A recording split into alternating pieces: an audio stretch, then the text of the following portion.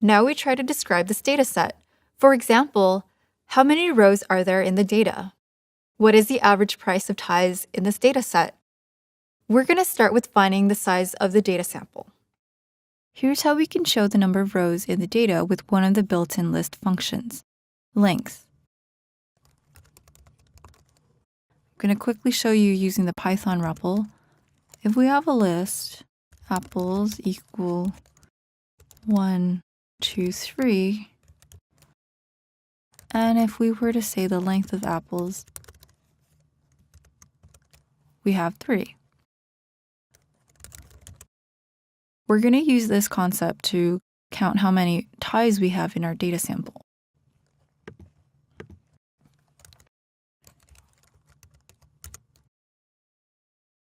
I'm going to import everything from our first file.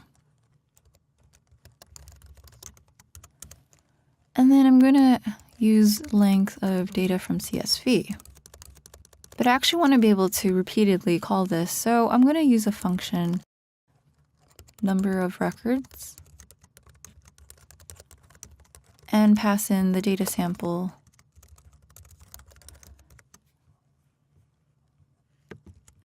So instead of data from CSV, we're going to get the length of the data sample and pass in data from CSV later on.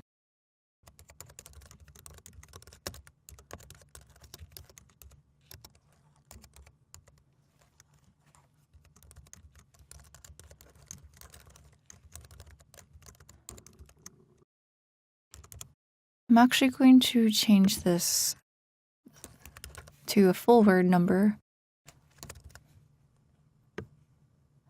And we'll call this maybe number of ties.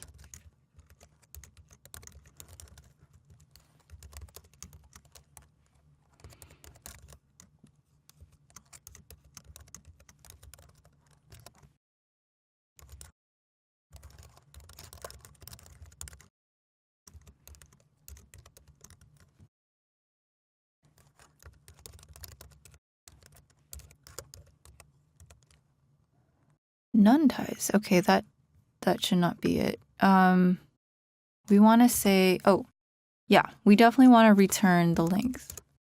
So, and also we want to make sure that we don't see that later on. So let's go back to our file and let's comment out the print. All right, close that. Clear, and then we'll say Python S2V2.py. 5,051 ties in our data sample. But remember, our first line in our file was the header, so it's actually 5,050 ties. So what we might want to do is say -1,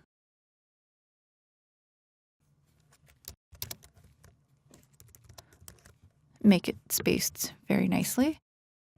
And we have 5,050 ties in our data sample. Clear. I'm going to close that file. It is essentially counting the length of the list, data from CSV, with one of Python's built-in functions. It also means it's telling you how many index values are in there. The total number of rows in our data, including the header, is 5,051. Since the data is stored in a list, let's quickly look at a few more useful built-in functions for lists. Sort. This helps you sort items of the list in place. It only modifies the list and has no return value printed. Reverse. This reverses the elements of the list in place. List.count x, the number of times that x appears in the list. Append is very useful. List.append x is how you write it, and this adds an item to the end of the list. Let's try an exercise to see how to work with lists. Let's try to sort and count the number of green apples in 2 bins. And let's first open up a Python REPL. Oops, just Python. We want to say that my apple bin has several apples.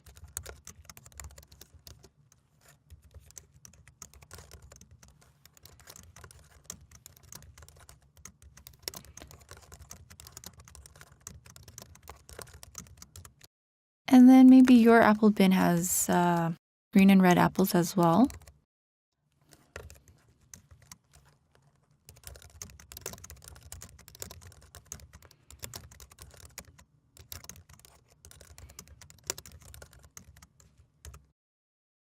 we want to know how many green apples we have. So let's say my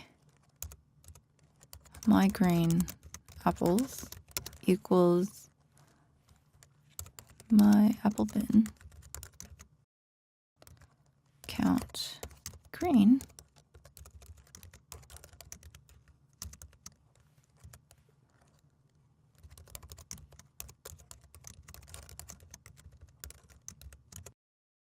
I have 3 green apples, and your green apples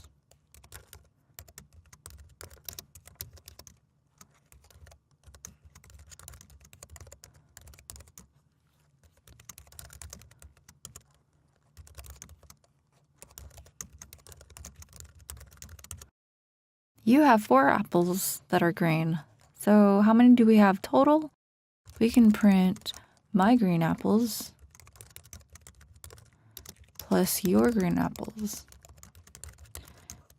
And between the two of us, we have 7 green apples. With NumPy, we can find the size of our data sample using their size property. Let's create another function called define number of records 2. And we're going to pass in the data sample.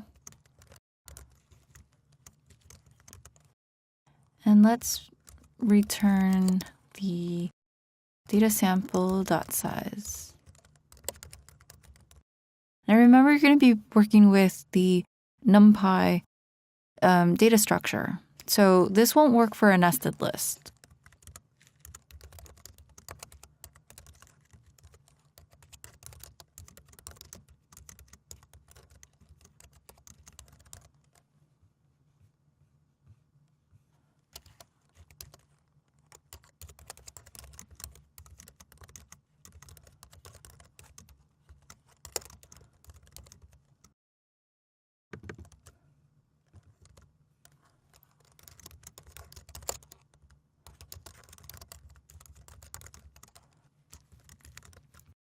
So let's print out the output again, and we have Python S2 V2.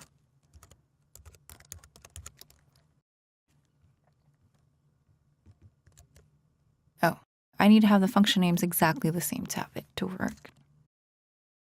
So let's print that. With our NumPy version, we said to skip the header when we read the text file. So that's why we didn't have to include this -1 in our return